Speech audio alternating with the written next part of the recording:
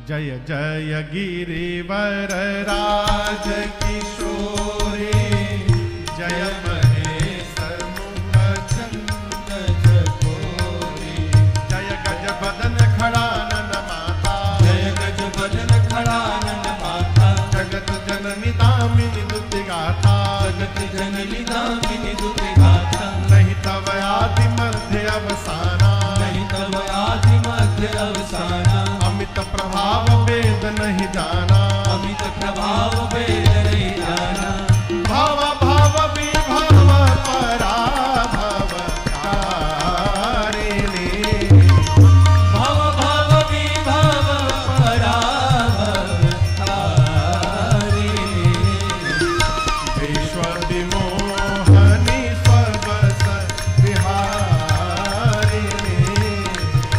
विश्व विमोहनी स्वबस विहारिणी, विश्व विमोहनी स्वबस विहारिणी,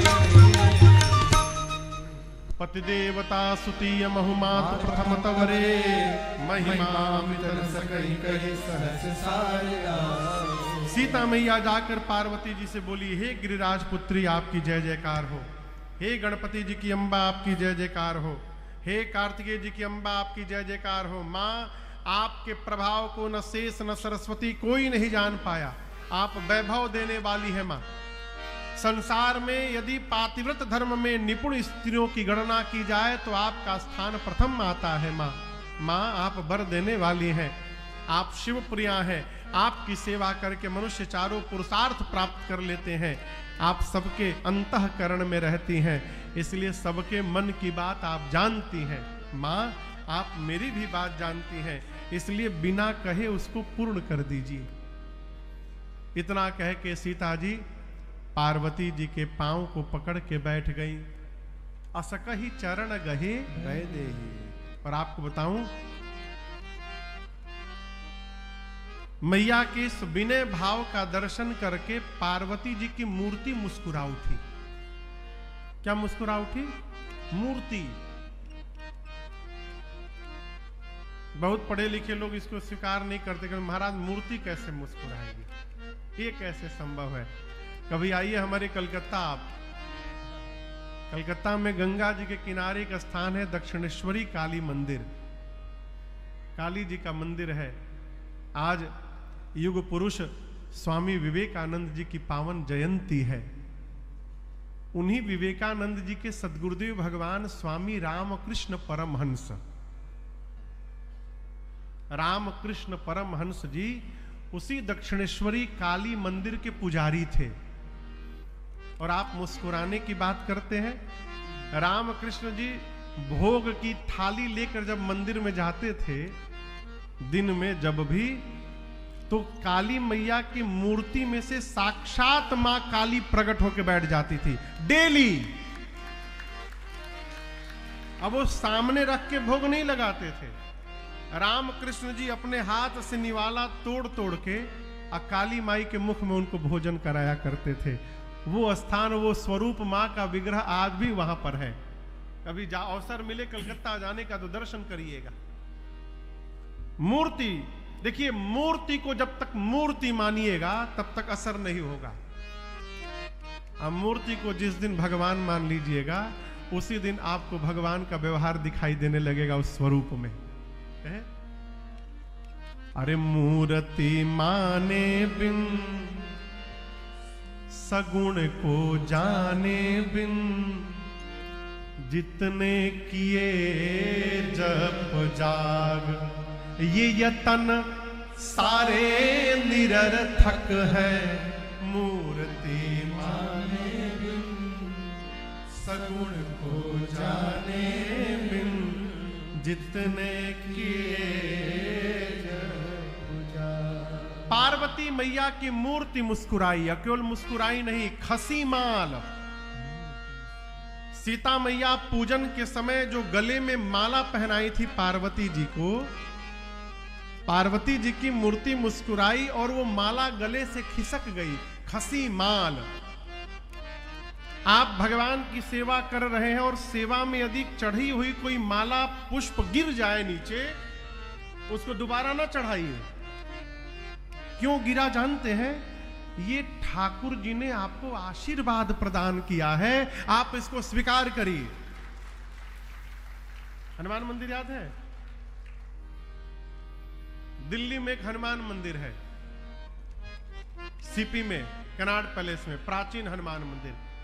हमारे पूज्यपाद गुरुदेव भगवान कहते हैं कि उन्हीं हनुमान जी के पास बैठकर गोस्वामी तुलसीदास जी ने विनय पत्रिका की रचना की है। अद्भुत स्वरूप श्री हनुमान जी का एक कथा पर मंच पर विराजमान है। ये वही हनुमान जी महाराज है, सीपी वाले ही हैं। इनके पहले एक दूसरे हनुमान जी थे, वो अभी निवास पर है दरबार में। ये हनुमान जी 2016 से है। 16 में कथा हुई थी वो, 16 विवेक विहार वाली, 16 में, 16 से। सुबह सुबह हम एक जगह है दिल्ली में, नांगलोई जा रहे थे, साथ में बाबू अजय थे, गाड़ी चला रहे थे। हम बोले अजय ये तो मंदिर के पास आ गए हो। बोले ना महाराज। हाँ क्या बात करते हो, आगे गली में हनुमान मंदिर है, चलो। अब उनका तो हाथ कांपने लगा, गुरुदेव यहाँ कैसे आ गए? हम बात बात में आ गए होंगे, चलो विलंब तो हो रहा है, लेकिन आ गए तो अब बिना दर्शन किए नहीं जाएंगे। तो सुबह सुबह का समय था, हम लोग चले गए दर्शन करने। महंत जी कथा के प्रेमी है, पीछे ही उनका निवास है, तो सोचे महंत जी से मिल ले। तो गए तो महंत जी तो थे नहीं, उनके माता पिताजी थे। प्रणाम किया मैंने, कहा महाराज आए हैं तो चाय पी के जाइए। बाबूजी बिठाए, जलपान हुआ। मैं जब चलने लगा वहां से तो बोले महाराज 1 मिनट रुकिए आप।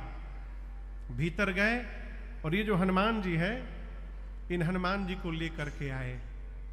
आपको बताऊं, आप जब जाइएगा वहां पर तो हनुमान जी को सप्ताह में 3 बार सिंदूर का चोला चढ़ता है। चांदी और सोने के वर्क के साथ सिंदूर चढ़ाया जाता है। हनुमान जी इतने बड़े हैं, बस इतने बड़े, ऐसे गदा लगे ऐसे देखते हुए। लेकिन वो सिंदूर चढ़ते चढ़ते चढ़ते चढ़ते 20 साल में हनुमान जी का विराट रूप धारण हो जाता है। और जैसे 20 साल पूरा हुआ, उसके बाद पूरा मंदिर समिति सावधान रहती है। 2 साल के भीतर कभी भी हनुमान जी चोला छोड़ सकते हैं। और जिस दिन हनुमान जी चोला छोड़ते हैं, लगता है बम फटा वहां पर। इतनी मोटी मोटी सिंदूर की सिल्लियां निकलती हैं शरीर में से। और फिर हनुमान जी का वही छोटा वाला रूप सामने प्रकट हो जाता है। उसके बाद फिर 20 साल तक सिंदूर चढ़ता है। ये सैकड़ों साल से चलते हुए आ रहा है। तो ये जो स्वरूप है श्री हनुमान जी का, ये चोला छूटने के बाद वाला स्वरूप है, बिना सिंदूर का। ये स्वरूप लेकर के आए बाबूजी। अब बोले महाराज हनुमान जी को अब राम कथा सुननी है आपसे, इसलिए अब आप इनको लेकर के अपने साथ जाइए। जब हनुमान जी आए तो अजय हमार मुंह देखे, हम उनके मुंह देखे। बोले अब पता चला यहाँ क्यों गाड़ी आ गई थी, हनुमान जी जाना चाहते हैं। तो 2016 से 2025 हो गया, वो हनुमान जी यहाँ बैठे हैं और नित्य कथा श्रवण करते हैं 4 घंटे। यही हनुमान जी, कभी जाइए तो दर्शन करिएगा। एक घटना मैं बताऊं, 2019 में हम लोग राम कथा गा रहे थे। विनय थे मेरे साथ, और इसी बगल में आपके यूपी के ही एक भैया है हमारे, हरिचरण भैया, हरिचरण सिंह कुशवाहा जी। वो भी दिल्ली में थे मंदिर में। सुबह सुबह 7, साढ़े 7 बजे हम लोग दर्शन करने गए तो वहां हनुमान जी के सामने संगमरमर का रेलिंग लगा है। अंदर कोई नहीं जाता, केवल पुजारी जी लोग रहते हैं। जो भी दर्शन करता है बाहर से दर्शन करता है। मैं उसके पहले 20 बार गया हूं, बाहर से दर्शन किया हूं। न जाने उस दिन महंत जी को क्या मन में आया, हमसे बोले महाराज भीतर चले जाएंगे। क्यों नहीं जाएंगे, ऐसा अवसर के खोई। बोले महाराज धोती पहने, गेट नहीं है, फाने के पड़ी। हमने गांव के आदमी जब हमने कहा फान जल जाई, हम तुरंत फान ही गए हो। और आपको बताऊं, जैसे हनुमान जी के चरणों में दंडवत किया, जैसे मैं सिर रखा, हनुमान जी के गले वाली माला वहीं पर टूट के हमरे ऊपर गिर गई। ये भी देखे अब मेरे तो हाथ पांव सूख गए, मैं तो रोने लगा वहां पर। वो माल्य अब तक मैं घर पे रखा हूं। ये प्रसंग कहता है माई बाप, भगवान की सेवा में अर्पित किया हुआ माल्य पुष्प यदि विग्रह से नीचे गिर रहा है, इसका अर्थ है कि ठाकुर जी आपको आशीर्वाद दे रहे हैं, उसको उठा करके सिर पे धारण करिए। पार्वती जी ने जो माला पहनाई थी, वो माला खिसकी खसी माल, मूर्ति मुस्कान, मूर्ति मुस्कुराई। पार्वती जी ने कहा, सुनु सिय सत्य अशीष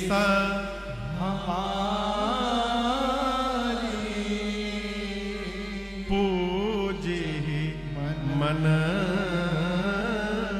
कामना तुम्हारी।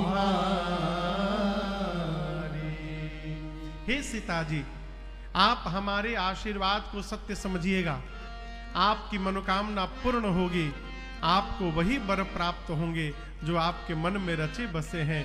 पार्वती जी ने कहा, मनु जाहि राचेऊ मिलहि सोबर सहज सुंदर साधनो करुणा निधान सुजान सेय स्नेह जानत रावरो एहि भांति गौरे असीस सुनि सिय सही सही हरसि हरि तुलसी भवानी पूज पुनि पुनि मुदित मन मंदिर चई मुदित मन मंदिर चई मुदित मन मंदिर चई।